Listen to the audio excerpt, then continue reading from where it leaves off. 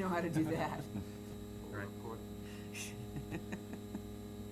This is the October 27th meeting of the Fire Station Building Committee. We'll call the meeting to order. Open up our first agenda item is public comment. Do you have someone from the public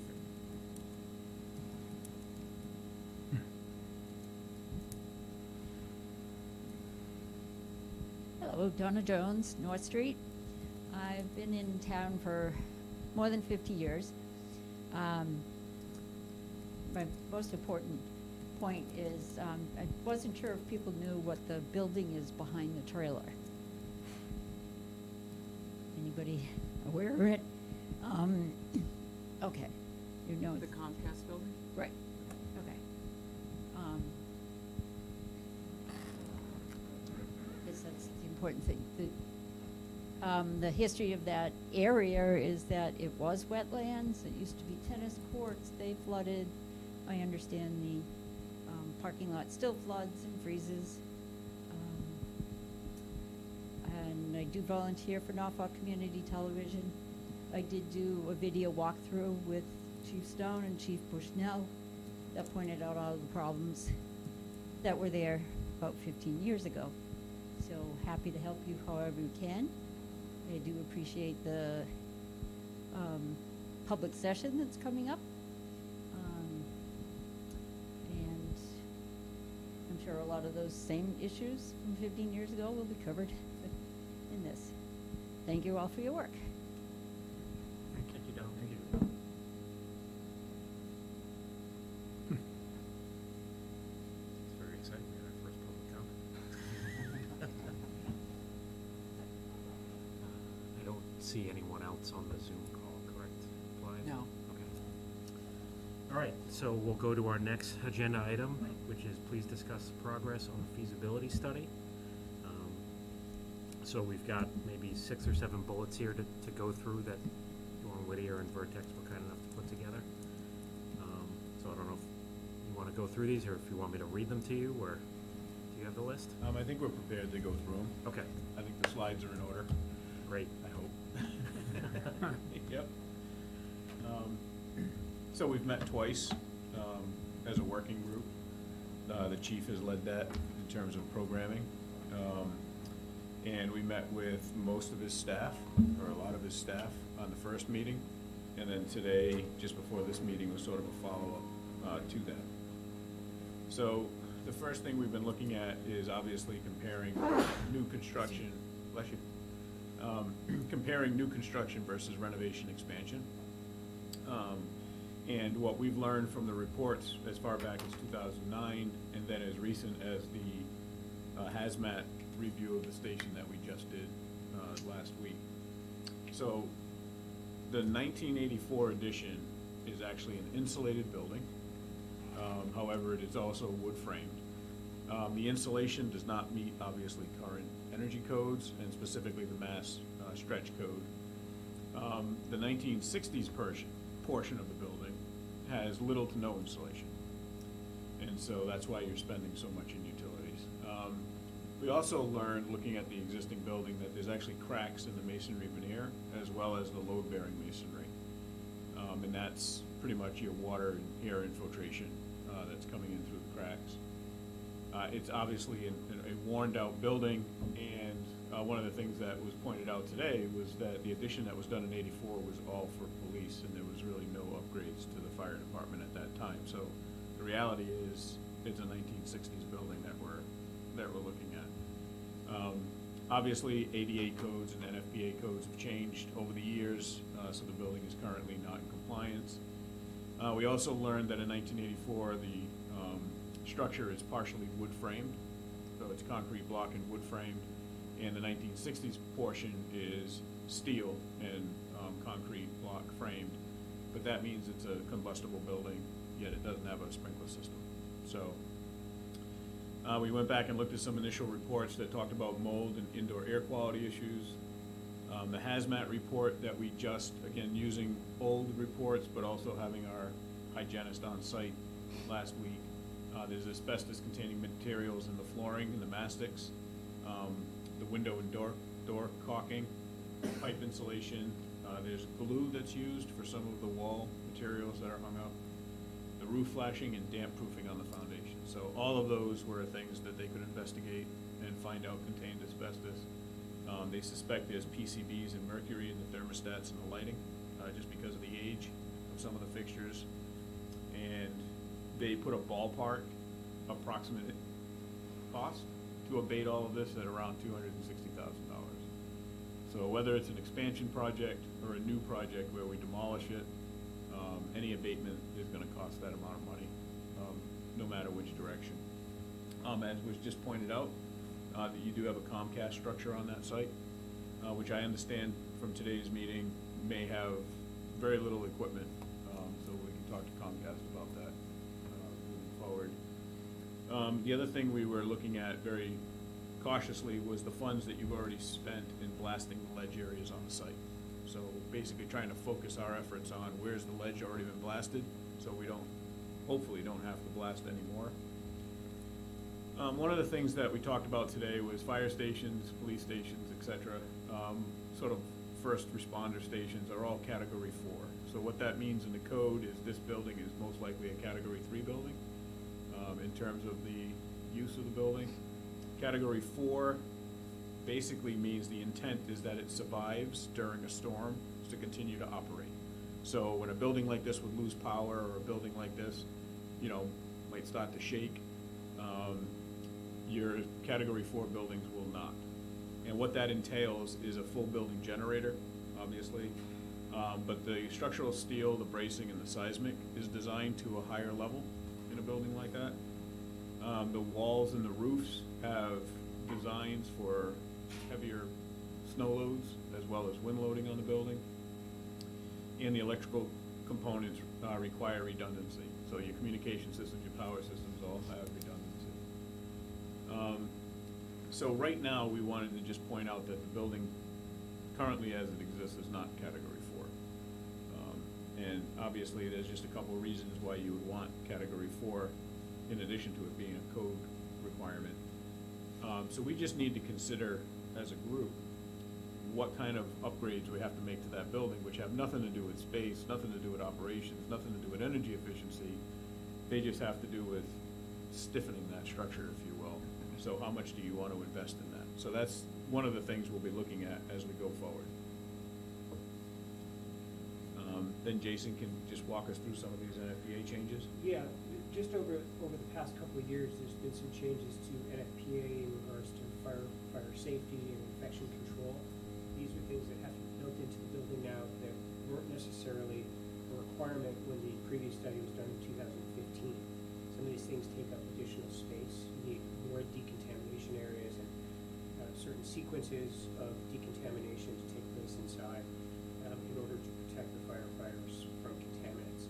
There's some other things in here, I won't get into all the details, but the idea is that basically since that study was done in 2015, more space has to be set aside for the building in order to meet some of these codes. Some of these things we would have done anyways. Some of these things would have been done, would have to be upgraded to the existing building to make that happen, so more space needed. But these are things we will continue to look at as we move forward. So, you want to talk about energy Yeah. codes? Yeah. And so, in 2017, Norfolk adopted the Mass Stretch Code. So what that means is not only are you designing to the updated energy code, but you need to exceed that by 10%. And the energy code is not necessarily the IBC or the IECC energy code, it's the ASHRAE 2013 Appendix G. So when that happened, when that was adopted in 2017, you're looking at the 9th edition Massachusetts Code. We do know that the 10th edition is being released sometime in mid to late 2022, which would be just about the time that we're finishing the design documents on this. And so our recommendation is that we design to that new code, which I believe will be based on ASHRAE 2021. So it's a jump from the ASHRAE 2013 to ASHRAE 2021. And the good news from that is just you're going to get more of an energy efficient building. But there may be obviously some costs included in that. So the next thing we did was we took a look at the existing site. And then we started with the zoning. So, thanks for the heads up that in May, the B1 zone was changed a little bit. So what you're looking at here is a diagram of the gray areas. I don't know if you can see my cursor on there. No.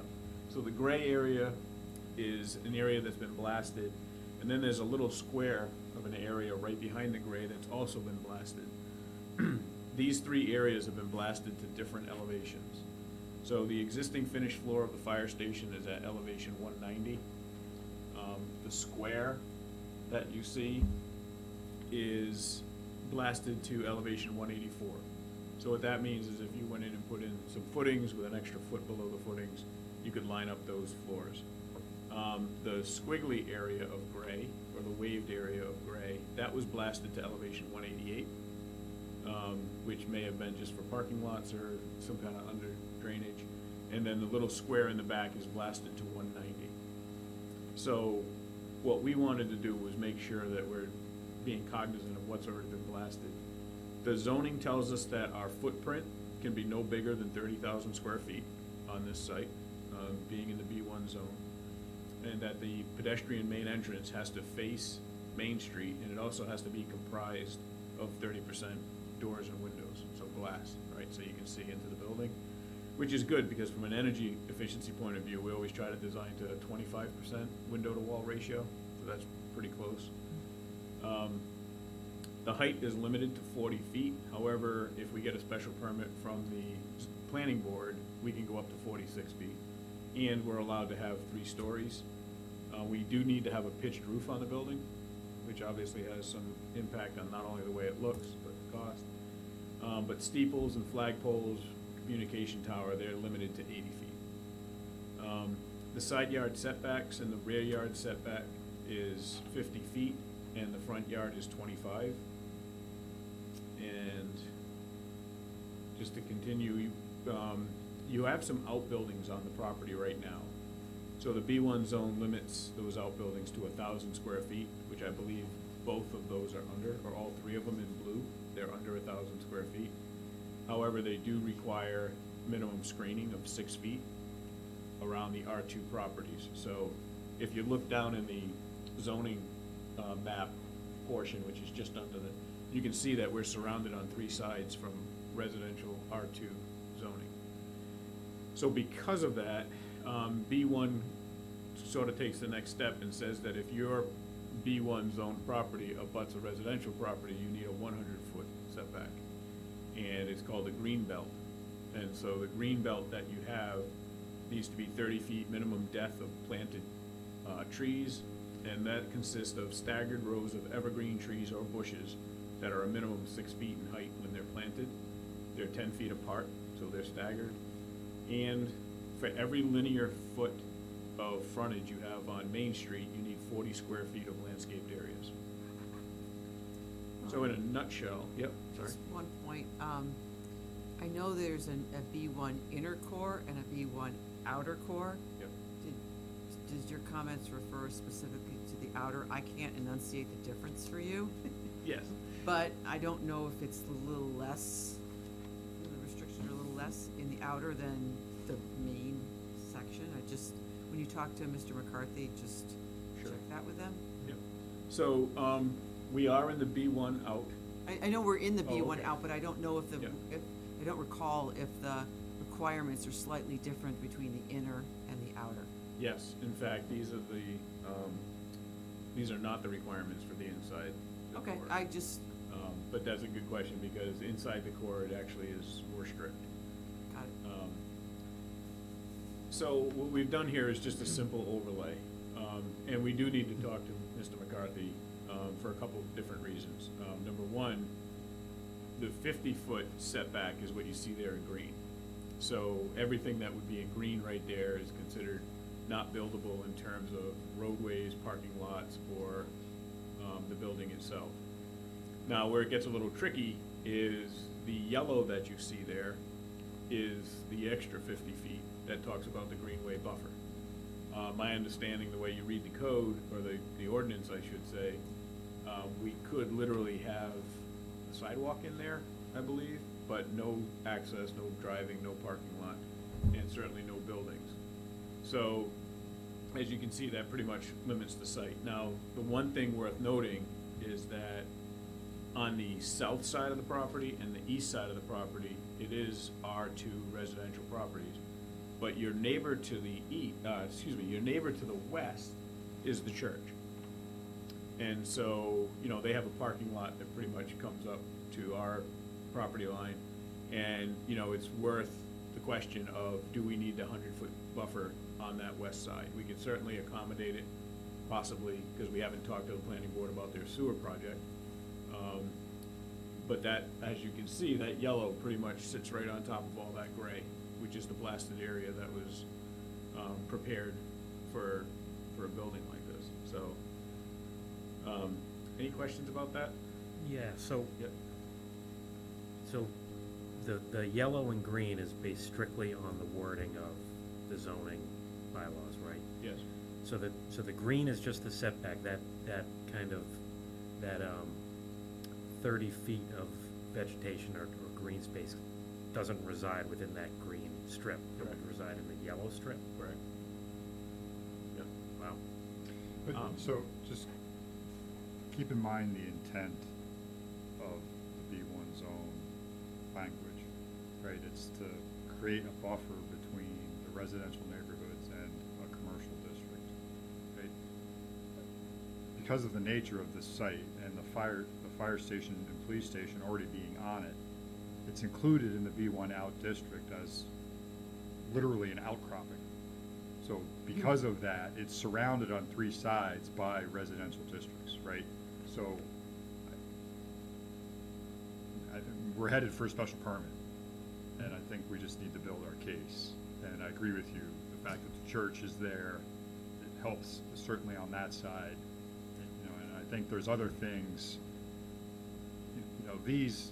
these restrictions are there to prevent invasive large commercial developments, not necessarily hinder the efficient construction of a public facility or public safety building, right? So we may find some leniency there. Yeah, that's a great point. Throughout this entire zoning ordinance, it does talk about special permits from the planning board. So, I think it's a matter of making the case, like you said, and presenting.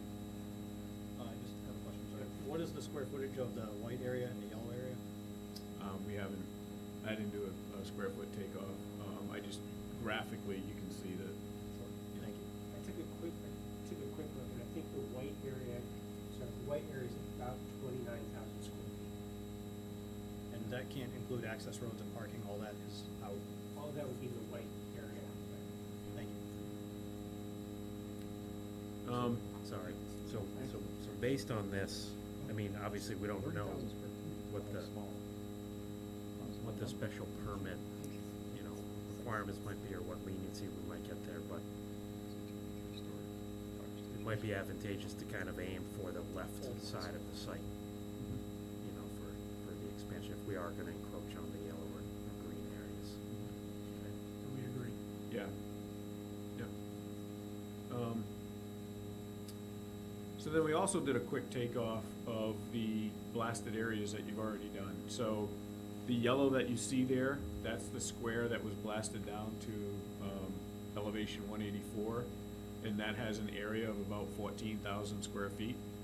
So if we wanted to build that right up against the existing building and go up 2 stories, it's 28,000 square feet. Just in the programming itself that Jason will talk to in a few minutes, like for instance the apparatus bays and some decon areas and other areas like that primarily want to be on the first floor of a fire station. Right now we're looking at a footprint of about 21,000 square feet. So that just gives you some idea. Now we can also go into the other gray zone, but again, we don't want to stop blasting, right? Because you've already put that investment into the site. So another thing that we took a look at was pushing the building a little bit towards the back of the site. And then that gives us the opportunity to actually raise the grades as they come from Main Street towards the back of the site. A 1 to 20 grade is just a very gentle grade. It works for handicap compliance. It works for everything. And so you can see that red arrow doesn't even get near the building. So we could easily start grading that up, so that essentially, we could put the building there and not have to blast down. We're building on top of it. So that was just a little exercise to say, you know, we really can't build in all of that area if in fact it's not in the yellow zone when we meet with planning. On that topic too, do we have any geotech data on the rock to, is it buildable? And will it suffice to take loads? Do we have to drill through it? Do we know any of that yet? We're gonna get the geotech out there to take a look. But I can tell you that if they were blasting rock, it probably is not fractured rock, which you can take out with a backhoe. Means it probably has some stiffness to it, and since they decided to blast. And they wouldn't blast if it was fractured, because it would go all over the place. The idea here again is that we're looking at possibly a 6-bay fire station. So we just wanted to make sure that a footprint like that would fit in terms of the width. So we're also looking at this for sustainability, and when we do get the geotech out there to take a look at the type of rock that we have, you know, one thing that rock is good for is geothermal ground source heat pumps. So, you know, that would go a long way in terms of your energy efficiency when it comes to the stretch code. The other thing is that, you know, the site is a really good site from a sustainable point of view if we can locate the building further back like this, because you end up with an east-west orientation. So you're gonna maximize the amount of northern daylight, which is ambient light coming in the front, especially the front entrance, no glare, and then passive solar heating on the south. So it kind of, you know, right now it looks to be a pretty good site. The other thing that we've been talking about, just again in terms of cost, sort of saving some costs, is creating as compact a building as we can. That will reduce the amount of exterior envelope, amount of exterior roof, obviously the roof's exterior, and foundations, and it'll also give you better energy efficiency. So that's why we're just kind of keeping that in mind as we go forward. And then Jason can talk a little bit about the program. And the intent is not for you to be able to read these. Right, don't try to read that. A copy of it is in your, from last week is in your packet. Is there any other questions about the site before Jason jumps into this? So I just had two quick questions that were kind of at the beginning of the slide. So the hazmat cost of $260,000.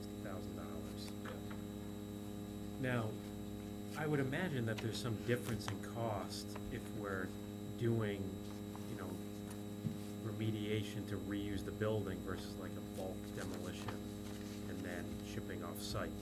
Is there some cost, any realistic cost difference between those two, or are they relatively similar? This is a budget number right now. Sure. So when we get into the details, we may find the bulk demolition would realize some savings. You're still gonna need to remove it, but depending on exactly what it is it something that's gonna be straight removed, or you're doing bulk waste in certified landfills? So we don't know that yet.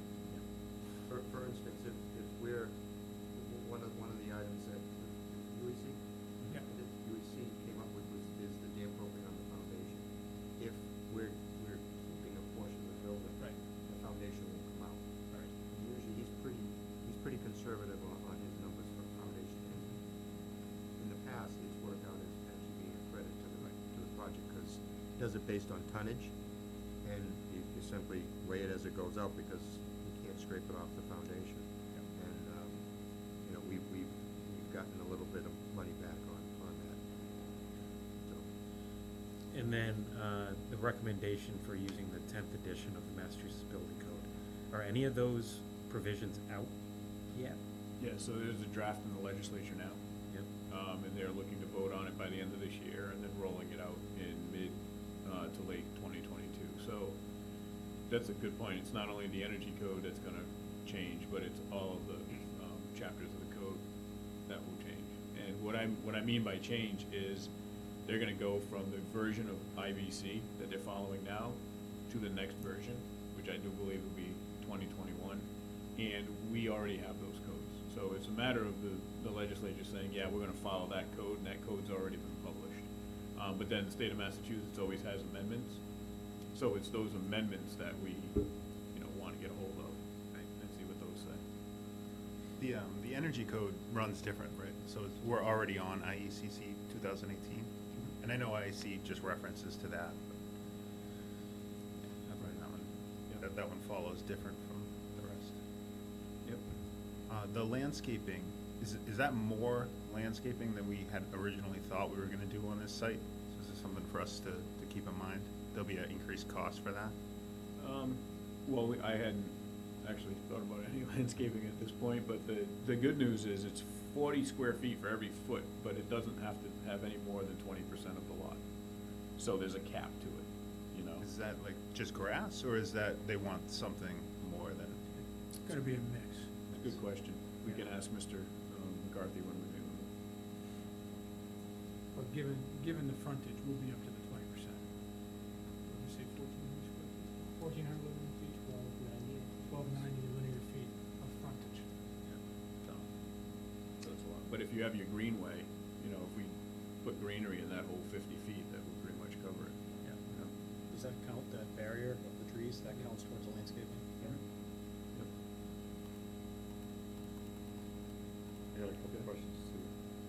So the hazmat, is that, the company considers they've uncovered everything they possibly can? Are there other areas they wanna look at? Do they think they found everything? Do they not wanna say because? Yeah, this is a visual observation right now, and looking at any information that's available, there's been no destructive testing done. So, certainly, there's always a chance you might find something that's. So but they've tested everything that they can physically get to? Yes. Yep. And then they've made allowances. So for instance, they didn't actually test the light fixtures or the thermostats. They're assuming it's hot. So what they're doing is being conservative in their report. But I'll just, let's see. So they could, but 1984, they wouldn't have asbestos mask, right? So there could, like sometimes between a cavity wall, you put what's called a black mastic material for waterproofing on the block, damp proofing behind the brick. So typically what we would do is take some of those bricks out, but we don't want to put a hole in the station right now to see if there's mastic on there. So that would be one place. Need another hole. I need, I was gonna say. another hole. Sorry, Chief. But that would be a spot where, you know, I think they're being conservative right now. So they, you know, we don't, until we start earnestly going at it. So they've made an assumption that there is mastic there, and then that it's confirming if it's actually there. They made an assumption about the mastic damp proofing on the foundation, and my question to them was, what are the chances it's in the cavity? But the fact of the matter is, back in 1984, they shouldn't have been using that kind of material on there. And we know you don't have it on the 1960s, because there's no insulation. There's no cavity.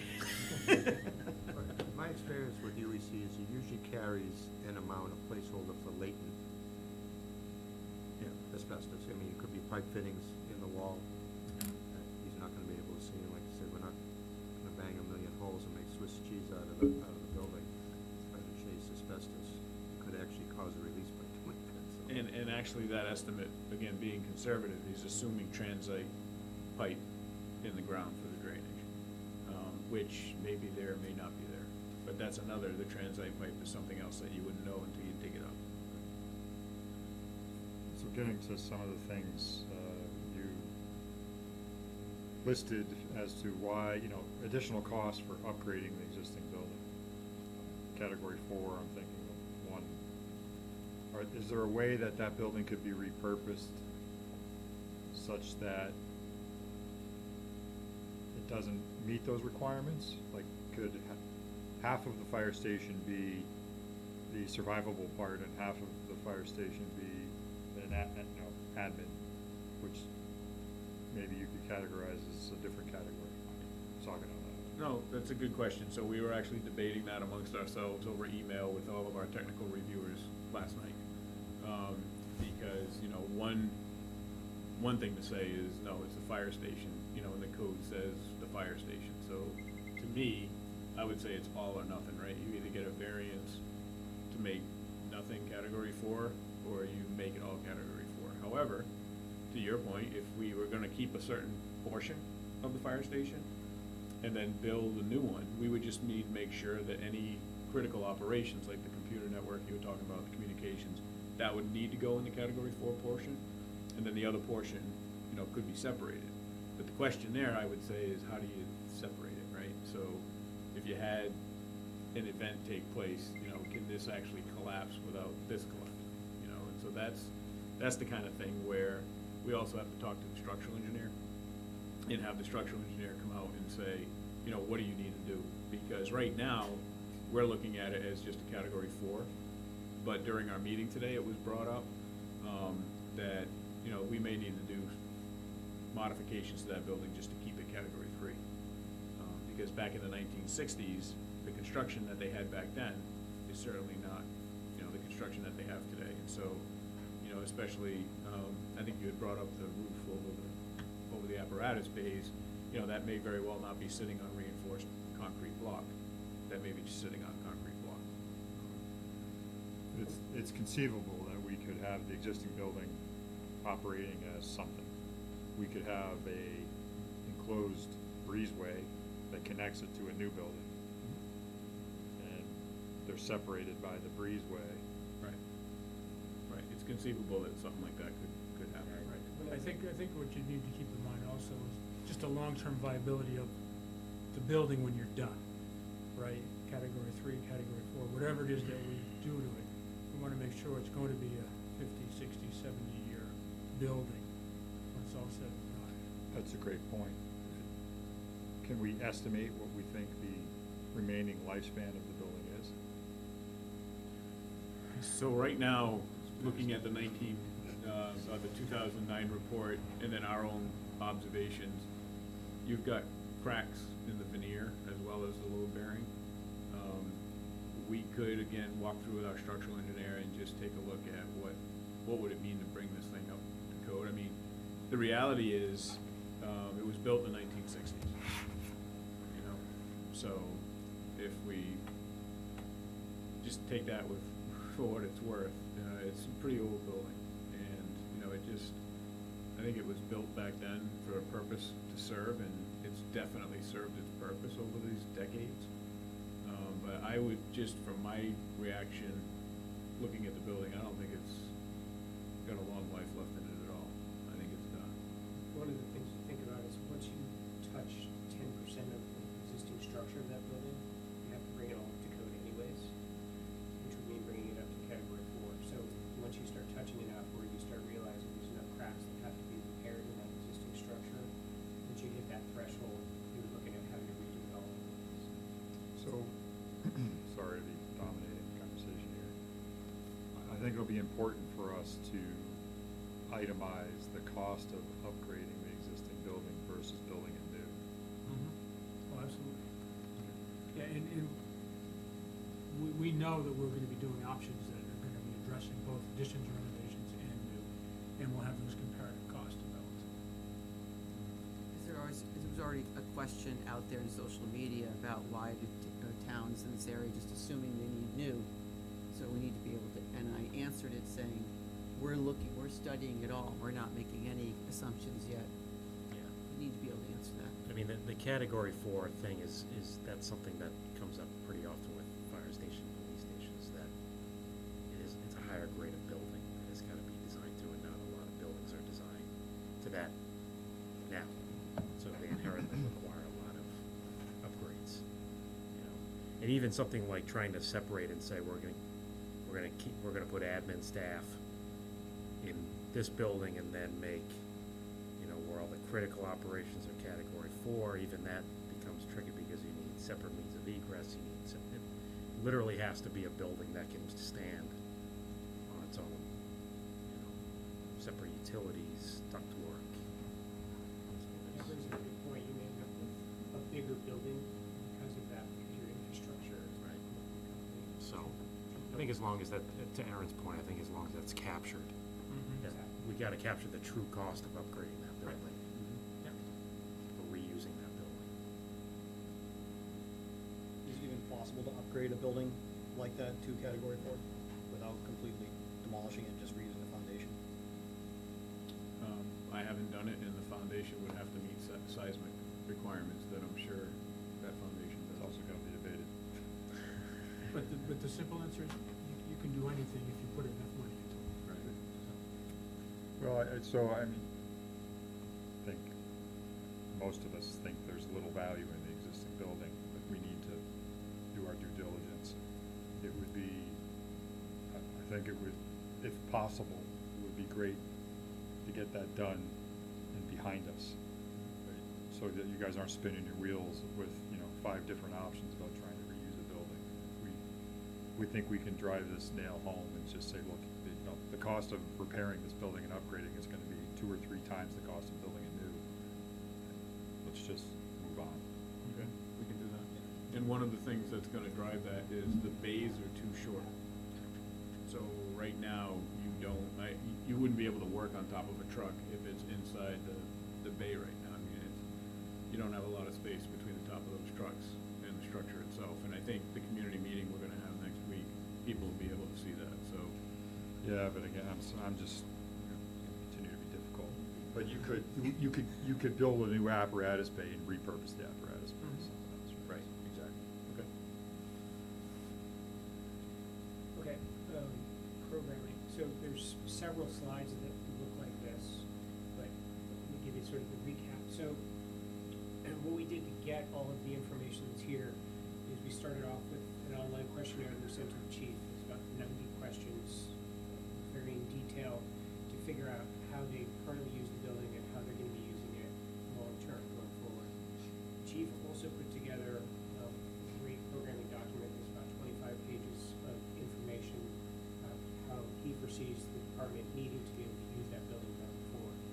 And we took all that information from the questionnaire and his document, and we merged the two together to get this chart. And I'm not gonna go through all the numbers here, but basically, this is broken down into different areas of the building. So each color represents something different. We've got visitor areas, administration areas, living, training areas, operational areas, and building infrastructure. We also broke it down by taking a look at the previous study versus what we think you're gonna need going forward, so you have a comparison. And then we started looking at how some of those spaces would be prioritized as far as their importance going forward. So just to give you some general sense of where we're at, for the visitor areas, the public areas in the front of the building, from the 2015 study, they came up with about 1,700 square feet. We came up with about 1,800 square feet. Not all that far off, relatively comparable. The administrative areas, 2015 was 2,500 square feet.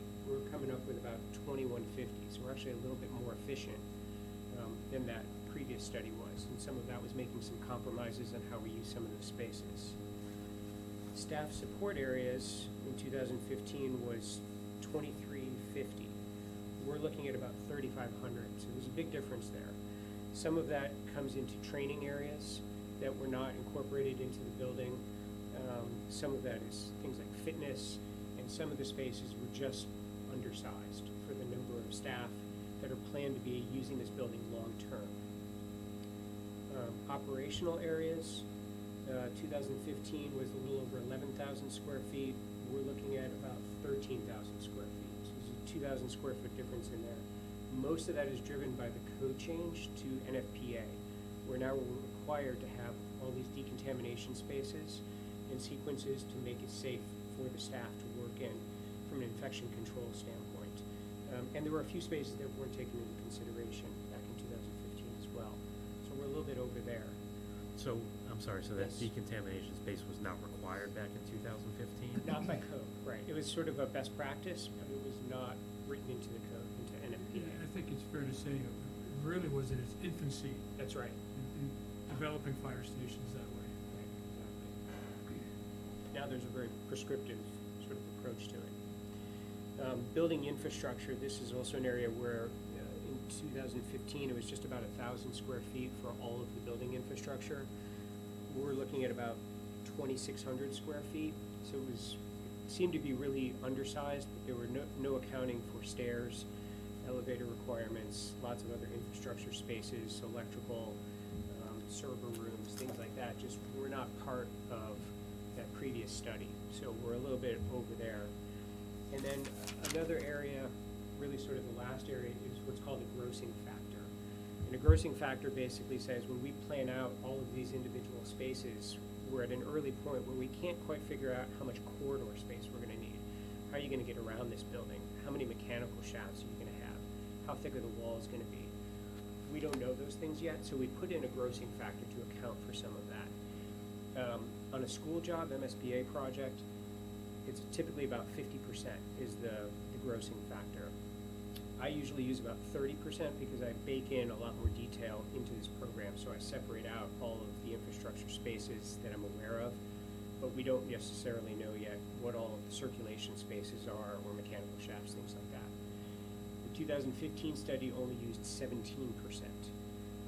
Not sure where they got that number from, but that's almost about half as much as you would expect to get circulation spaces, wall thicknesses, mechanical shafts, things like that. So really undersized. So we're more than twice the square footage that they saw for grossing factor. They looked at about 3,200 square feet to accommodate all of that extra infrastructure, and we're at about 7,000 square feet. So the totals that we're looking at, it was 22,000 square feet approximately in 2015, and we're about 30,000 square feet right now. So there's about an 8,000 square foot difference. So a lot of that comes from things that weren't considered back in 2015, or code changes that required that extra space. So that's ADA that wasn't factored in there either. And then long-term planning, as far as really thinking about how spaces are going to be used over time. We factored in about 6%, just under 6% for growth right now. And we're going to continue to look at that and massage that as we go forward. There was no growth factor in the previous study. So it was, I think, probably not even quite meeting the needs of the program at the time, and certainly wasn't considering any long-term growth factor built into that. What was the end number in 2015? 21,990.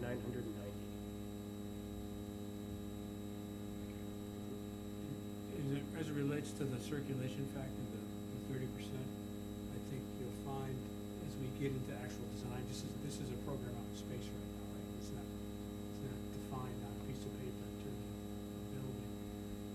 And we work to be even more efficient than that.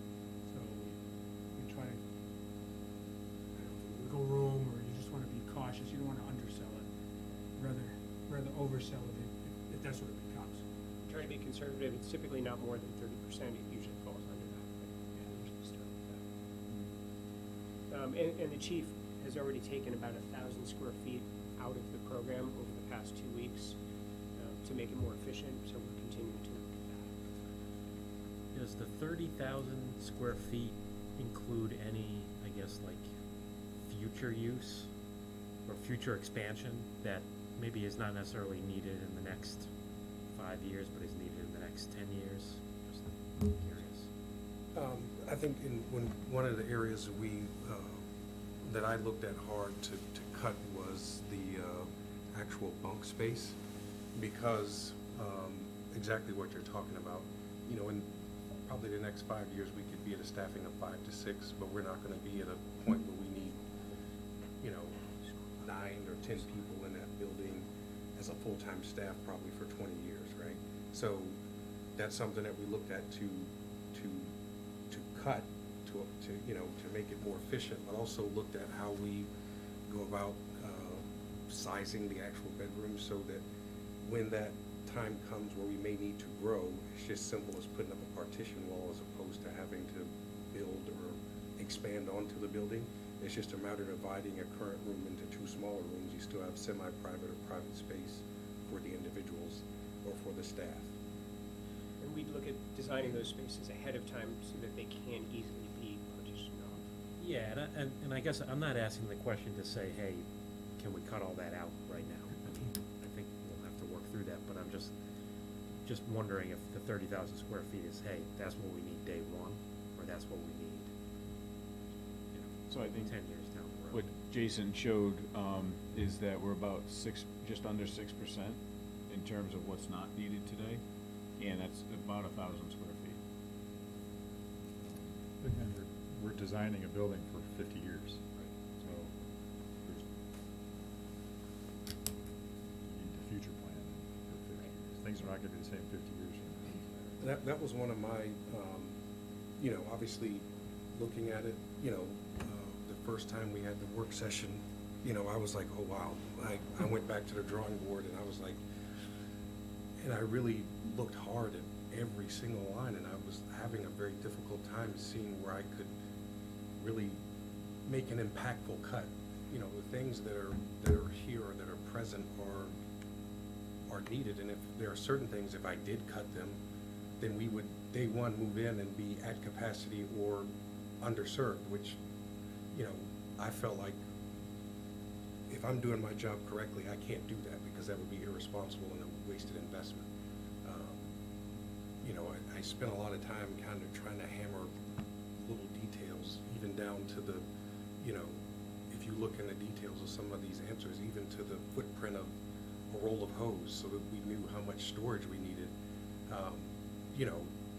and what industry best practices and standards are around what we should have in reserve and that kind of stuff. And, obviously, we're going to work and continue to try to refine it as best we can. I really appreciated their expertise. As they said, we were able to cut 1,000 square feet, already with either compromises or one of the things I want to do in the building, as well as with the fire department overall, is I don't want to have things, there are certain things that are what they are. They can only be used for what they can be used for, but, I don't want to have apparatus that only have a single purpose. We don't have enough staffing, first of all, but also it's unbelievably expensive and not fiscally responsible to not have multifaceted, multi-purpose apparatus, and the same thing goes for the building. So every room, we're trying to make it so that it's multifunctional and it serves multiple purposes, as opposed to, hey, we have a dedicated conference room that sits idle 80% of the year. Well, we can combine those with the training room, which is going to get used almost every day. But when we need it for a conference room, we can use it as a conference room. Those kind of things that save square footage and footprint. Yeah, and when you start to look, it's basically an office building, a home, and a garage, right? So when you look at square footages, big chunks to try to take out of a building like this, when you look at the apparatus space, right, because there's 6 of those are 80 feet deep, but we've sized them in their width to a point where we wouldn't recommend it go any narrower. We're 20 foot wide at the outside bays, 2 outside bays, and 18 feet wide in between, and we wouldn't suggest that you go any narrower than that. So they're right where they need to be to meet some of your apparatus needs today. So it's not like you're set up to be adding equipment to those bays. You'd want to be adding bays in the future if you're Good news is I heard the electric fire trucks are gonna be smaller, so. They're out. Actually, unfortunately, they're not smaller. They're actually increased by length because they have to have a battery bank sitting behind the cab, so. We should say also, we've got 14 pieces of apparatus in 6 bays. So typically you would stack, 2 apparatus in bays. So we're actually trying to be even more efficient, get 14 into a space of 12.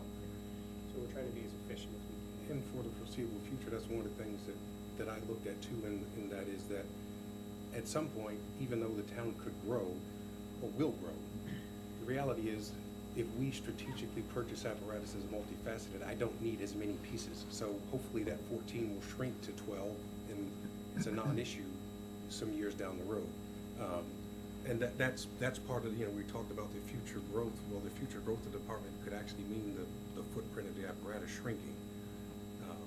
We may increase manpower, but the amount of apparatus will get smaller because technology is allowing us to do more with one vehicle than we ever could. So that's part of my objective too. So that actually accommodates growth, but doesn't reflect it in being actually a bigger building, if you will. I think it's also important that I didn't really think about this before, is that everything we have is not stored in there now. There's things in the garage and back, there's stuff down the street, so it has to be bigger just to accommodate what we actually have if that other building goes away and we're trying to have everything where we have quick access to it. Technically, we have things in 3 separate facilities. Right. And we're trying to put all under one roof. What's the square footage of the existing building? It's like 10,000 square feet? So it's 9,875 for the main building. You've got 850 for the living quarters, the trailer out back they have to walk between. And then you've got 950 square feet for the garage where there's more vehicles stored. So And then there's the total- building down the street. And we Right. don't have a size on it. Right. The 3 buildings that are on site come to 11,675. So you're probably in the 12,000 square foot range of existing square footage that's undersized right now. And we still have trucks parked outside, just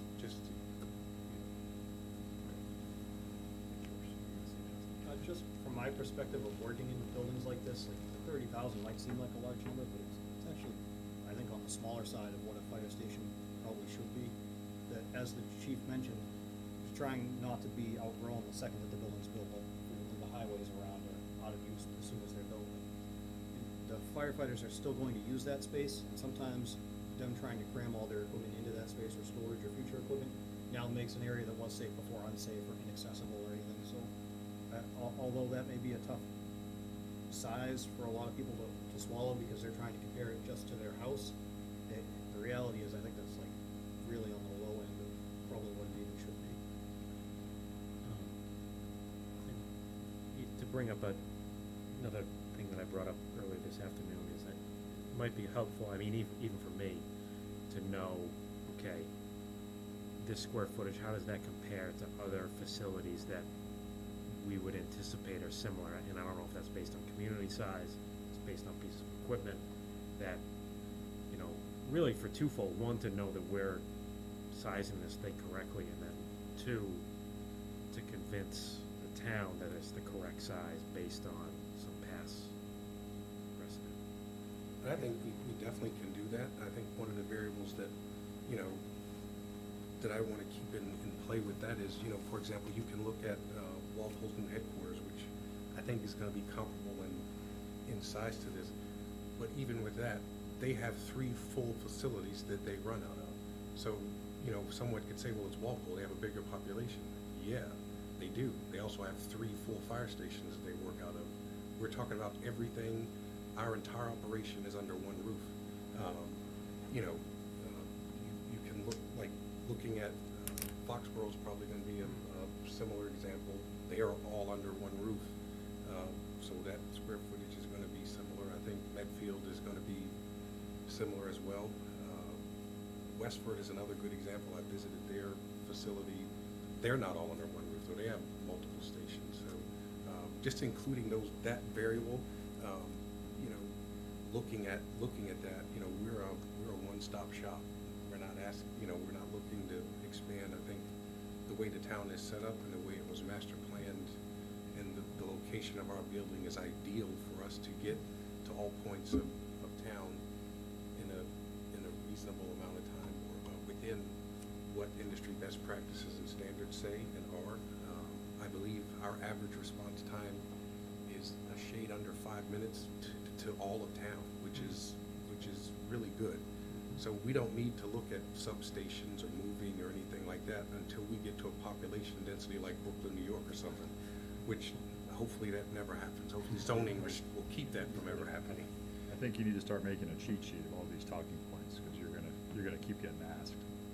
You've done a lot of research. It'd be great to just regurgitate it. Yeah, so I had a similar question, you know, how do we explain that the program's right, and that, you know, that we've done our due diligence to check the chief's program, and I guess I put the question to you guys, like, how do you guys feel about this 30,000 square foot number based on what you've been designing? Yeah, we've drilled into it, and when you look at the requests and the size of the spaces or the staff that you're planning for today and looking out into the future, we don't see any fluff built in here at all right now. But what we're gonna do, based upon our conversation today, is we're gonna look at some other stations we've done, we're gonna look at some stations that Steve's been working on, and then just other stations in general, to get that comparative analysis data. It'd be great to have a list, like Chief was saying. Medfield, which was mentioned, is one of ours. And essentially, it's a 40,000 square foot facility. I think there's 15,000 people in town. It also has police, but if you pull the police out of there, it's pretty darn close 20, yeah, to where we're 29. talking about here today, so. And what are we talking about, an average cost per square foot for a safety building these days? Yeah, I think, you know, construction, we're seeing anywhere from 550 to 650 probably.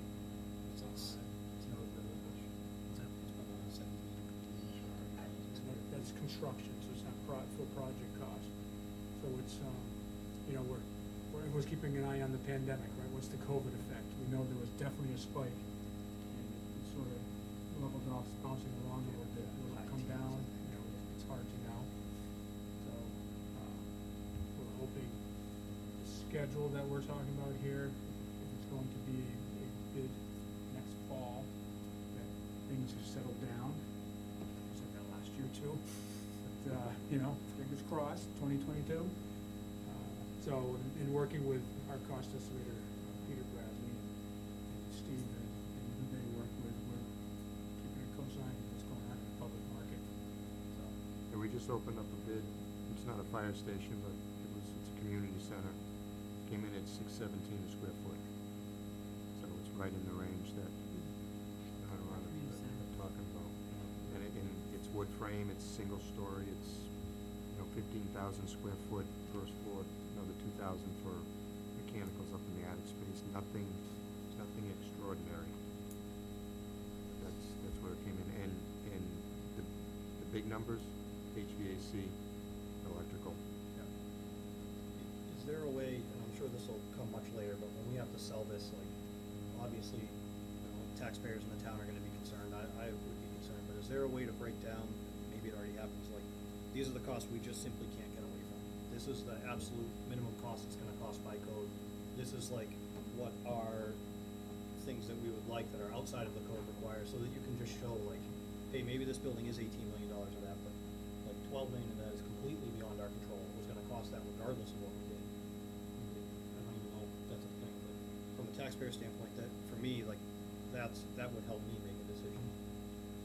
yeah, a lot of it, once you have a building size and a building design, and I was talking about your structure, your interior finishes, your exterior finishes. We know we're gonna have pitch roofs as part of the district that we're in, which is fine, very nice. But, you can start and look at what those exterior materials are, what those interior materials are, and look at do cost-benefit analysis of the initial cost versus the long-term cost of either maintenance or replacement. So we'll be looking at that for you. And same thing with your mechanical systems. You know, that's something in particular, you wanna look at those upfront costs and what they're gonna cost to operate over a long, period of time. And then, I mean, like, you know, if it's gonna, like, oh, $1 million of this is insulation, it's like, well, that's required by the code, there's no way we can get around that. Like, then I think, from my standpoint, I'd be like, well, we can't control it, I guess it is what it is. As opposed to saying like, oh, we want $1 million for a marble staircase, I'd be like, that seems outrageous, do we really need that? Chief, it's out. I don't think we're designing to that. Believe me, there's no, No Taj Mahal. there is none of that, there's none of that, and I don't, you know, that's the one thing I think, you know, being fairly new to this town, one thing I think this town is very fortunate to have and is very blessed with is the dedication of the personnel and the staff and the culture that is established here and has been long-standing, with a very stellar reputation. You know, none of the personnel are looking for that.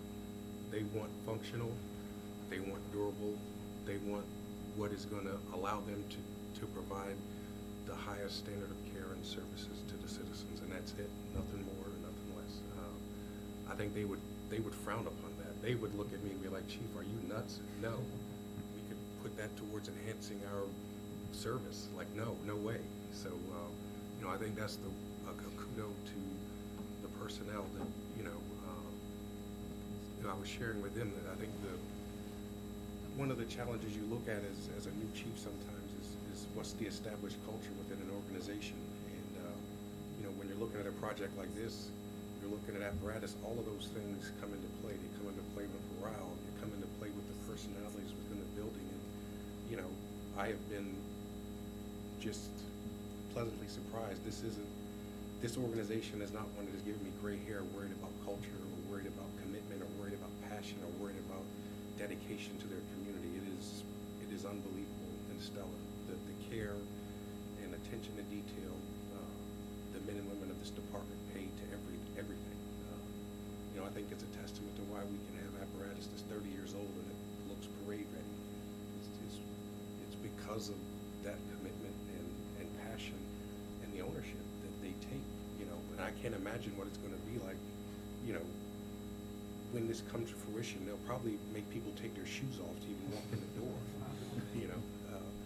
But that level of passion and commitment is present and palpable. And I think the more we all get to interact with them and be a part of this project, you'll see it.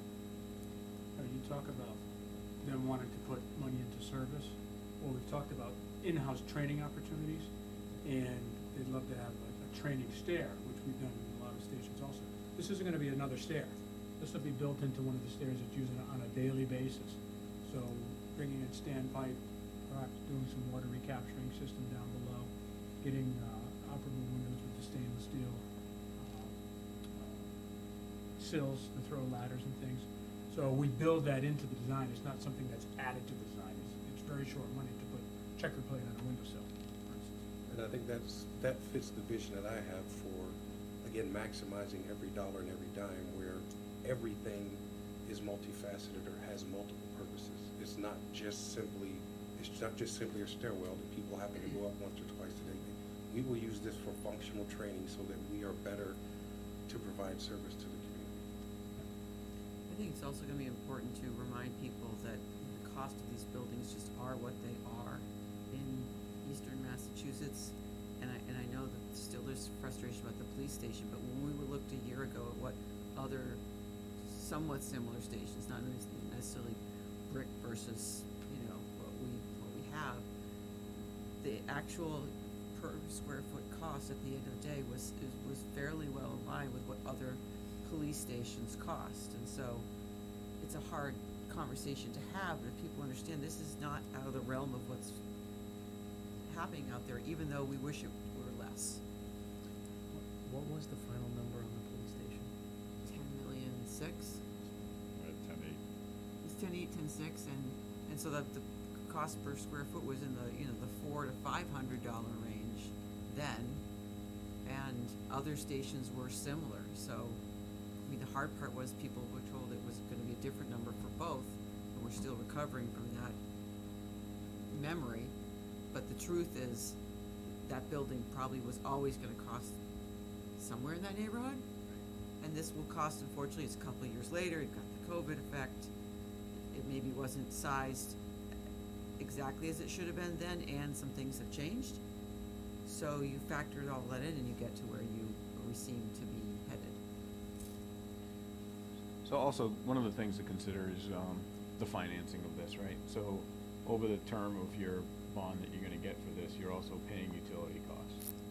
So that's why I think, you know, Norfolk voting to approve the stretch code is a really smart thing. Because the reality is, the more energy efficient this building is, and the better and more efficient it operates, the less you're gonna spend in maintenance and operations and utilities over the years. So, you know, you gotta factor that into. I've been involved with, or after the fact, fixing things from other firms where they wanna know, why is it costing so much? Why do we have to replace this 5 years later? Why is it sort of an energy hog, if you will? And that's really what we should be focusing on as well, is not only what is the cost of this project, but what's it gonna be to operate in the future? Because, you know, the better we do in terms of design, the less money you're gonna spend in utilities. On that note, two business questions, I guess. The Comcast building, is there a rent structure associated with that? No, and we have a contract with Comcast because in Massachusetts you have to have contracts with cable TV providers, and they are one of the two in Norfolk. my understanding of the conversation today is there's literally a switch in there that possibly could just be moved to say town hall, and they could continue their operations and the building could go. I'm not sure if it's quite that simple, but we have to check.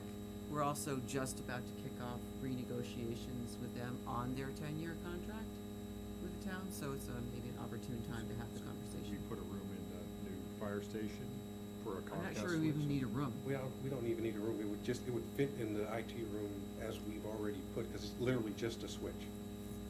Charge rent. I can work on that. One thought. So the second thought is the sewer station, or the sewer project, right? Which I don't know if you guys have caught up on yet, but if you are. We have a meeting interested, tomorrow night. Tomorrow night, so Thrilling- we're gonna watch the. Some thrilling, presentations tomorrow night is the presentation. I mean, I don't know that the town would be paying rent to the fire station, but. But I mean, to that end, though, like, one of the things that I had a vision for and that I thought was really important was that this be a community building. You know, this is the community's station. This isn't my station. It's not just this is a community building. You know, so one of the things that I wanted to do that I realized, you know, I needed to take into account though is things like the training room or things that we're gonna use on a daily basis, wanting to incorporate some type of community element or ability for the community to use it, you know, whether that be a civic organization or group. You know, those are the kind of things I want this to be a community building, not just looked at as, you know, and, you know, I think a lot of the things that we do as a department and from the community outreach standpoint, being active and involved with the different charity organizations, you know, we would love to be able to host some things, which right now we aren't able to do. We have to, you know, go here, there, and everywhere to do or provide for things. And, you know, it'd be great to be able to host some things. We'll also have another facility within the community that has a room available to civic organizations to host meetings or functions or things of that nature. It's a great point, because one of my criticisms of the police station was that we were taking a civic building from the center of the town and we were hiding it in the woods. Now you guys have to go above and beyond and be a community building because the police station is there to help support that, so. That's great. But I think that will also help a conversation which we had at the beginning of this, which was if we do end up in a special permit conversation, which it sounds like we will, you know, these kinds of community benefits will only help our asks in that environment, so. So with the project schedule, we've updated this based on last committee meeting, where we, taking a look at the overall project, I think those dates remain the same. We have spread out, if you will, both our working group meetings and these building committee meetings, as well as the community meetings, and we have that little purple triangle hanging out there because we do want the chief and whoever he decides from his staff to go look at some of these fire stations to talk about, you know, and to see what it is we're talking in terms of finishes, durability. And then we have, obviously, the planning board meeting tomorrow night for the sewer project. And then, again, after the beginning of next year, as we're putting together the construction documents and the design development, we want to continue to have those community meetings, keep everyone up to date, and get feedback from everybody on the design and on the project. And if people have great ideas, we're going to run with them and make sure we incorporate them. But we think it's important, as we said at the interview, to keep them engaged and keep the community up to date, and also listen to what they have to say. Just one thing on your schedule, you've got voting day is November 8th next year. That would be maybe the town meeting date. So that would be town meeting. Or, you know, it's typically a week later. This year just happens to be a week earlier. But voting day for town meeting is one step. We're likely gonna need a debt exclusion, and I haven't been here for one in Norfolk, but typically they are after town meeting. So there'd be another date somewhere after November 8th for people to go to the polls. How close to town meeting would you hold debt exclusion? I haven't been here for debt exclusion. Okay. so don't know the history of Okay. how we'd like to do it, but, I mean, I think you wanna have it somewhat close, but that's all gotta be planned with the town clerk and, What we can do is we can change this to say early November and say town votes, plural. Just, I would say sometime in the month of November. right. We'll have a town meeting, hopefully have a town meeting and a election. Okay. Because we've gotta plan that, in next spring, we're planning the budget to be able to hold an extra election that we wouldn't normally hold, especially if there's an election. Is there an election in November that will affect us next year? Yes. The midterms, right? Yeah, midterms. So that's something we're gonna have to think about. Do we Right.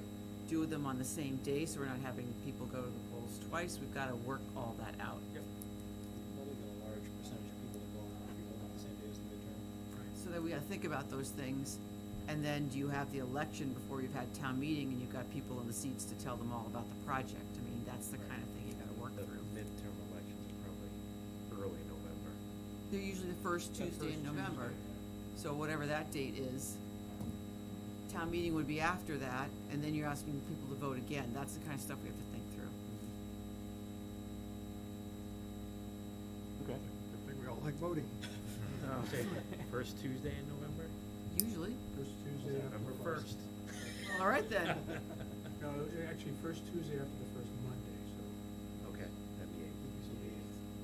So, yeah, I think I it found just that on your happens to be website. the 9th this year. It could, we can, special town meeting could be when we need it to be, Right. Yeah. as long as it's in time to get, housekeeping done so we can set a tax rate. So that's, I think, if we're looking at the agenda, I think that was pretty much it, that we wanted to talk about. I don't know, Did we talk about possible impact of sewer project on the site?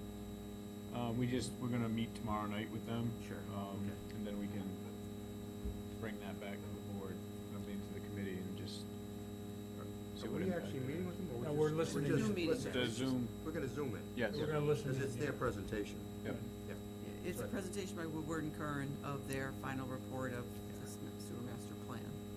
And a concept design of how this would work. I'm curious to see what the impact is.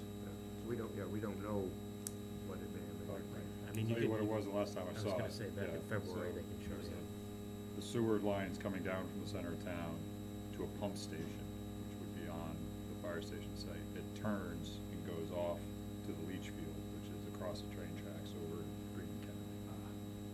So you're talking about pump station. Okay.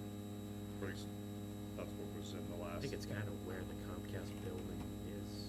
I think that was roughly, right? generally the idea, but, I mean, the big decision comes, does the town take the next step and fund further design to get to a point where the town meeting could take up whether it wanted to set up a sewer district and betterments and actually build something?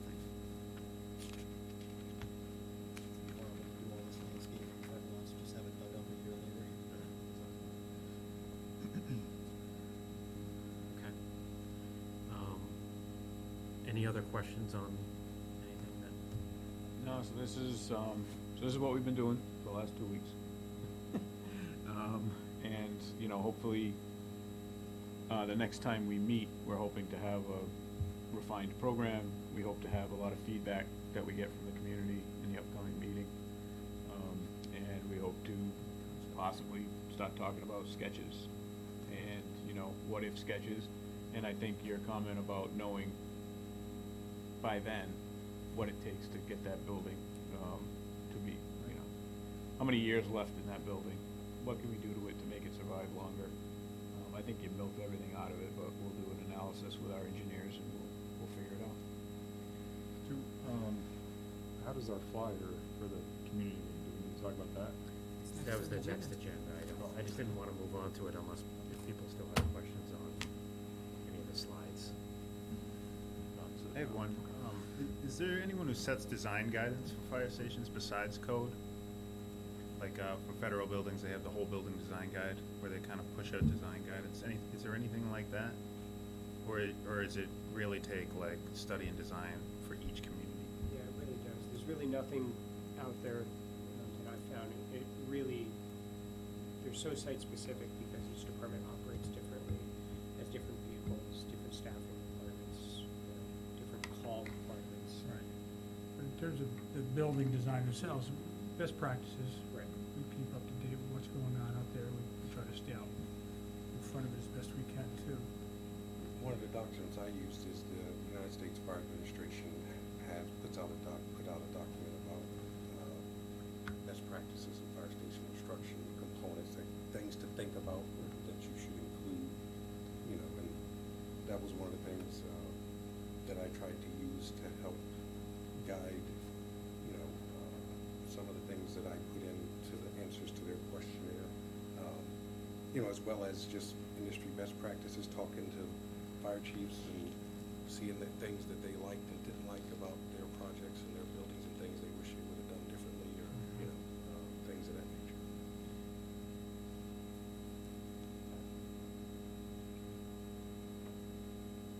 Move on to our next agenda item then. Please discuss preparation for community involvement meeting on November 3rd. So I think, as everyone knows, we're gonna have a meeting at the fire station. First kind of public touch to the project. Can we bring the flyer up on the screen? I don't have it on my, Look how good the fire station was. It's 6 o'clock. 6 o'clock. There's a filter on there. 6 o'clock on the 3rd. Highlight some of the cracks in the walls. I can see. the it. arts. Is that something where we should attend, or should we not attend because of the open meeting law? I can post a meeting, no problem. We can throw up a meeting, says attend community event, and you're good. I'd like to go, so.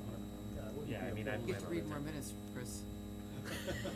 I get to write them. I can do it. And then would No, that you still get to read them. then become just one big public session, or how would that? I think How we would that need to work? sort of go over roles and process. We did talk about, a little bit about it earlier, today, you know, since you would like to have tour of the facility. And Yeah, I was hoping we could bring it up because we have a bullet list of. Okay. But if we can't. Yeah, we're then trying we'll to just get pass I it don't around. have access to the server from here. Oh. That's just Can't get that White's from general here. statement. think I'm we not found it. allowed to attach. We got it, we can bring it up on the screen. Yeah, it was in your electronic packet. IT told me that I saw it on Facebook. IT knows my limits. So, yeah, I mean, we're gonna kind of go over the project schedule and process at a high level, give a tour of the facility, and then I think discuss fire station design in general. And then open it to questions. So I plan on attending. I can kind of give a little introduction to the project and how we kind of got to this point. I think at that point, I'd probably turn it over to Norm Whittier to kind of go over some of the existing conditions and challenges that are gonna come up on the project. Yeah, I think the most important thing is just let the community see the fire station. I mean, you know, we've seen some pretty antiquated fire stations before, and Do we win? you may win. You're in the running. So I think, you know, just having the community see what the living conditions are like, you know, and this is their first responders. So when they dial 911 and somebody's on their way, you know, as the chief pointed out, you know, jumping out of a trailer, running through snow and ice just to get to the truck. You know, Yeah. it's just something that Maybe they'll get a call during the. We also want to show the equipment layout in the Nfpa, and the talk was to have the equipment out of the Nfpa and then move it back in when people People are can there. see how challenging it is. See the stop blocks that are on the slab. Yeah, I wonder if we need to kind of play it by ear a little bit and see how many people show up, because I'm thinking if there's a lot of people, then you're gonna wanna probably talk about the existing conditions a little bit at a high level, and then, I don't know, break people into groups or let people walk around, whereas if it's a smaller group, we can probably walk them around and talk about it as we go. And And one good thing to do is, you mentioned having the TV crew there, is actually video some of this stuff. So as the chief is explaining some of the obstacles and some of the challenges that they have with the building, to be able to record that and let it run on the website. You know, if people want to visit the website and click on it. He's here. There you go. You know, I think, yeah. Not a turn, not a couple things, but, I can put it on Facebook, get people, the open houses come and watch this video from years ago, years ago, it's small.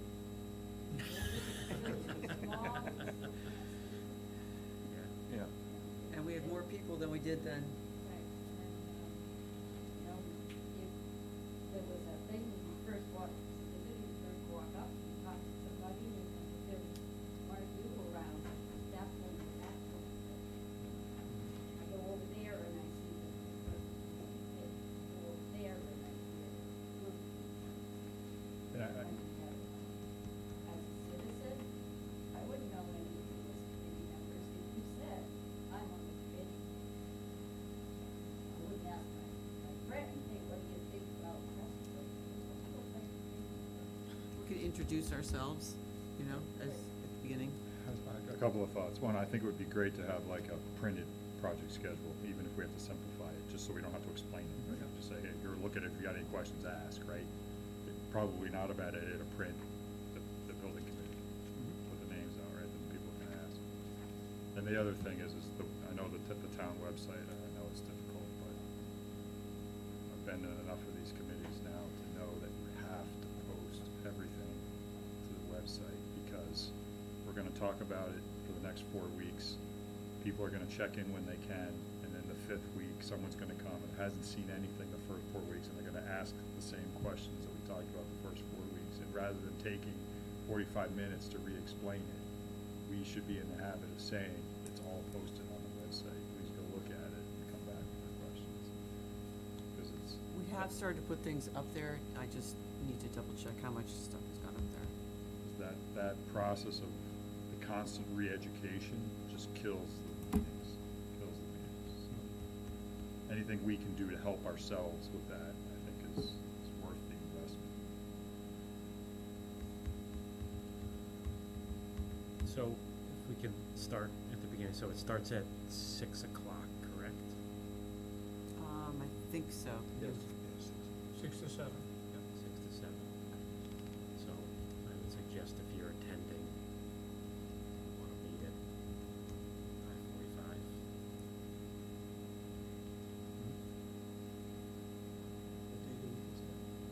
What's that? Wednesday. So it's next one, it's a week from today.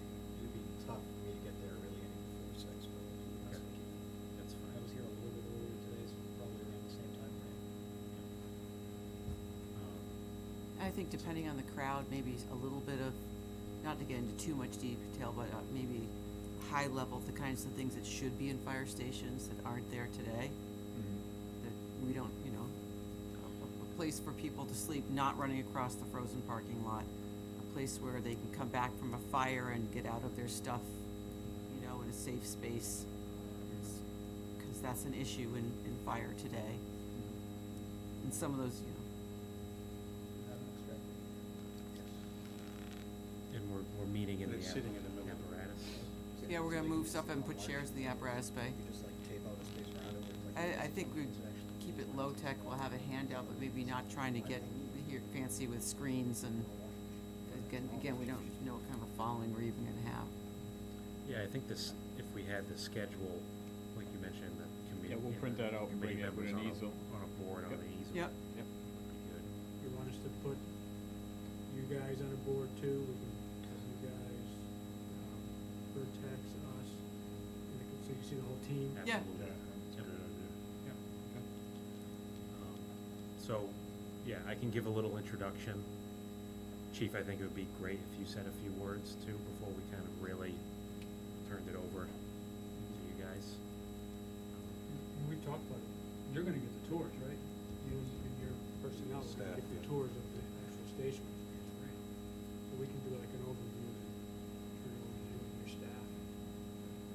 I can field questions about well, and Matt, I think will be there too, on the past project, if anyone comes like, wanna still talk about the other one, we'll try to deflect those and focus on this, but if we have to answer them, I was gonna say, do we wanna stay focused on the existing? we do, but I'm just saying I could be, Do we need a canned response though? Do we need to be like, look, we'd love to answer your questions, come to the next meeting, or send me an email, or, you know? That might be I'll great. come with a stack of business cards. Well, we did put a bullet item that they can ask questions.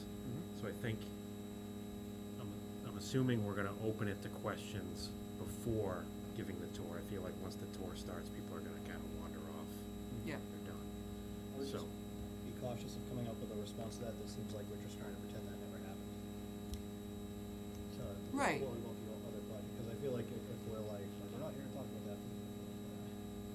Well, that's what I'm saying, I think we have to play it by ear, I don't wanna devolve into it, by the same token, I wanna be straightforward about it.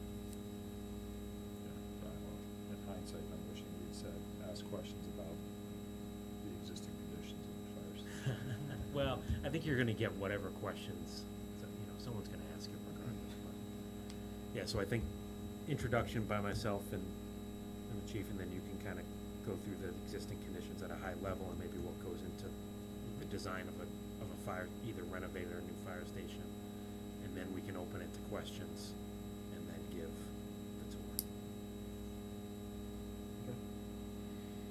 And hopefully, the group is small enough that it's a, 50 people following you around, but we'll see. See, we're getting some activity, I just looked at Facebook, and the senior center just reshared the union's posting of the poster, so it's making its rounds through the various social media groups. What was it posted on, the town posted? We posted it on our website, which made it to our Facebook page. Karen Riley put it on the community Facebook page. It's on the fire page, and so the seniors just shared it. So, all going around.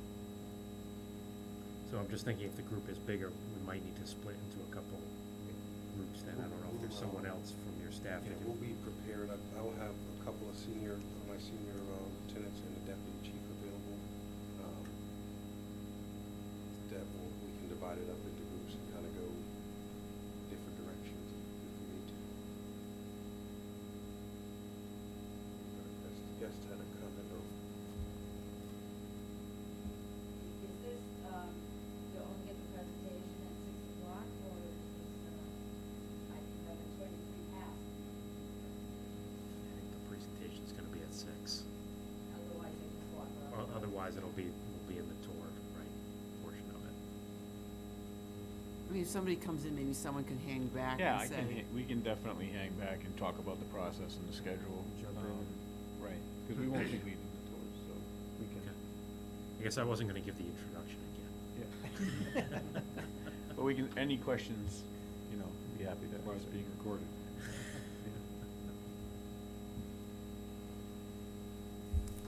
All right, okay. Anything else that anyone wants to talk about it? I guess, is everyone planning on being there? I'll post the meeting.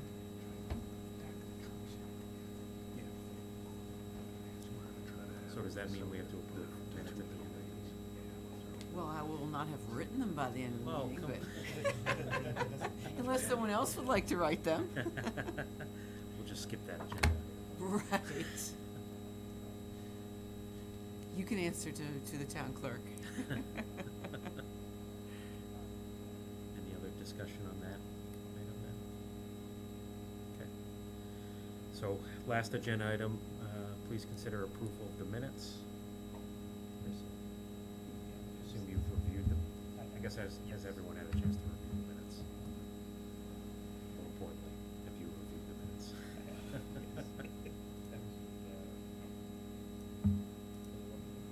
All right, it's me. 20th? No, This is the I don't, background. hold on. October 13th. 13th, thank you. There it is, yeah. All right. Motion to approve the October 13th meeting minutes. So moved. Second.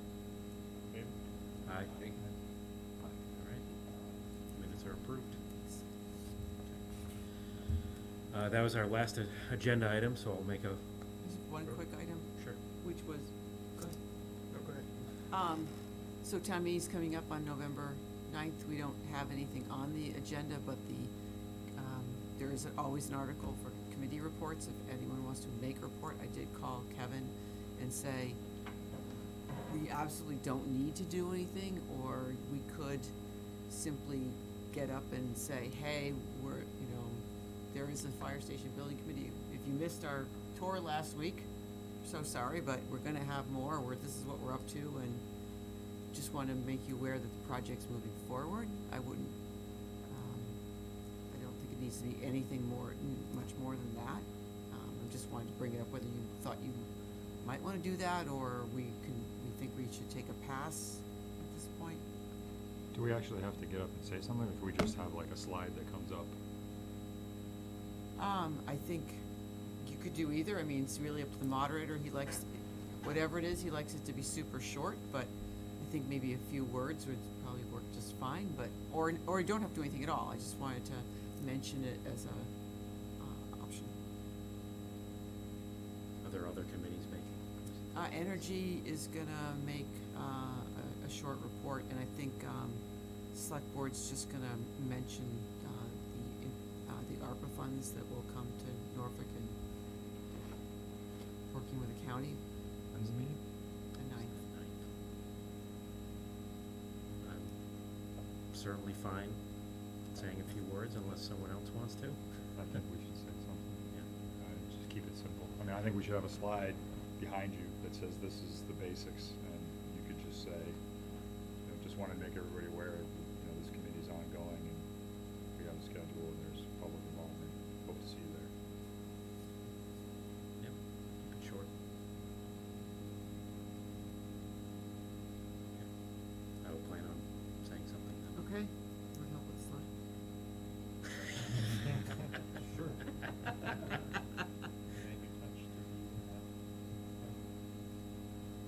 I will not be putting a bullet point on that says ask questions. That's right. There will be no questions. Steve? Yes, I just want to bring up one other issue. Fire department has been expressing concerns over the condition of the current living quarters trailer. We've talked to them about it a number of times. Considering the fact that going forward with where we are now, they're going to be in that trailer for another 2 years, roughly. So we did I did look up and got some information on potential larger trailer. And it's sort of very high level, but, I think it's something that the firefighters are pretty concerned about. Correct me if I'm wrong, Chief? No, they are. The trailer is, as it stands now, as a department, we have adapted and overcome as much as we humanly possibly can, and it's just overburdened. It continues to be a tough and overburdened situation for the staff that's working every day. I got in touch with Triumph, because Will Scott does not provide trailers that anybody can actually occupy as living. It's only office trailers, temporary. Triumph was just working with the town of Chelmsford and had essentially a double wide trailer that had 4 bunk rooms in it, a toilet and a kitchen area, and then a sort of a larger area that would be like a day room type of area. I don't think it's available right now. They're finishing up on the fire station in that town. But it's about a $3,500 a month rental fee, and $70,000 for setup and $20,000 to tear it down. So in rough numbers, their numbers come up to be $174,000 just to rent it based on 24 months. But there would also have to be some costs for, connecting your toilets and your power and so forth. So probably around $200,000. The 90,000 includes the connection, or is that just their mobilization? That's them bringing it in, pairing the two pieces together, They would not do the tie-ins to the utilities. As far as I know, I haven't really drilled down a lot of the details with them. I just sort of got some high-level numbers. But wanted to pursue it because it is a concern that they've had, and they've mentioned a number of times.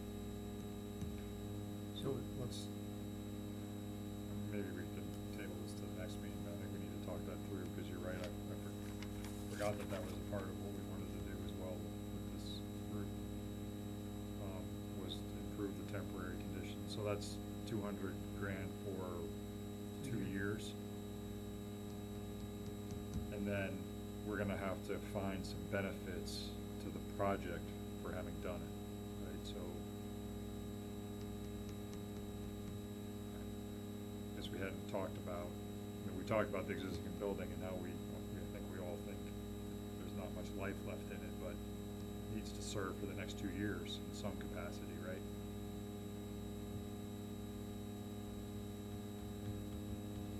Guess we gotta think that through. Maybe it's a topic for the next meeting. Yeah, It'd be just good, sort of it'd be breaking the good to surface find of it. some value in that $200,000. Like, other than the fact that it's improved conditions for the next 2 years, it also makes it easier to build the new station. Well, I know one of the things that was thrown out is that it frees up the current trailer to be the admin space as you, just like you said, it makes it easier, yeah, because we own that one, we can move it wherever we need to or whatever, Yeah, I think to your point, it becomes an easier decision if there's some offsetting cost to it that, now, when you're phasing the construction, you can utilize this space and that saves $100,000. Something that, makes it a little bit even more palatable.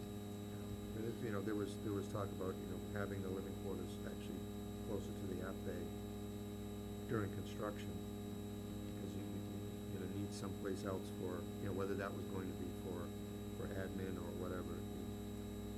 That was sort of a piece of land that we could put something on. So, again, we're, just sort of breaking the surface on this, but it's something that we have to incorporate into the designs. And are there any reduced maintenance costs by going with this double wide trailer? I don't know, there was something else you don't have to do inside the building now.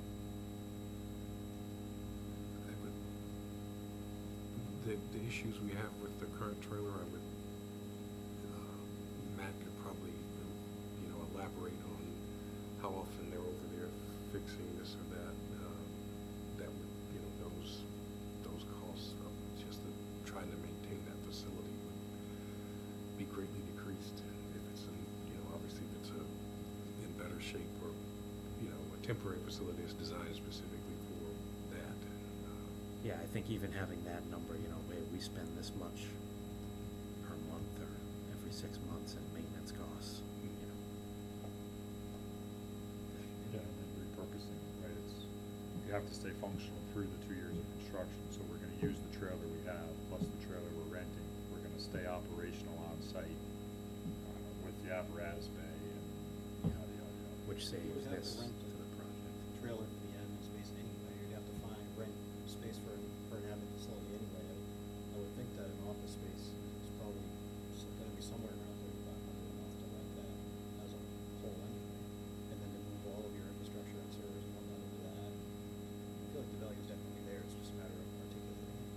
Yeah, so I think having something like some maintenance costs for the existing trailer, and then cost to move this is how we're gonna use it during construction or renovation of the facility, and it's saving, X $1,000 a month. I think having some of that, and then I think it makes the decision easier. I don't know if that makes sense. That's the story we have to tell. So we own the current trailer, is there anything gained by purchasing one? I have absolutely no idea how much, one would cost, but then having it be something else within the town, if there's a need for it. I know it's not necessarily easy to go and sell something like that at the end of it. I think that that was that's kind of been, you know, not officially, but, you know, talked about or discussed, but I know, our facilities director had thrown some numbers together and, you know, looked at the potential for future projects and having both of those, a trailer that we owned, the current trailer we own plus the new one potentially could serve as the temporary housing, like if we have a DPW project down the road or, you know, school expansion, they can be used because they're mobile, they can be moved to different sites to be the construction site trailer or, you know, house administration or different functions temporarily as we need them to. This configuration, and you can get other configurations, I'm sure, but this particular configuration is already set, it's 24 wide by 60 feet long. So moving it somewhere means you have to separate it, which you would, you know, get back in touch with Triumph and you know, because they're the experts, and then, you know, move that to its next location. And maybe off of the FD site to a location that may be semi-permanent. Depending on the need. Once you own it, you want to keep the maintenance on it too, so. Yeah, I mean, right now, I'm bringing it up as a rental, that, Yeah. once we're done, it's gone, but I'm sure they're willing to sell their product. Oh, sure. Yeah, the cost, the benefits have to outweigh the costs. Yeah, yeah.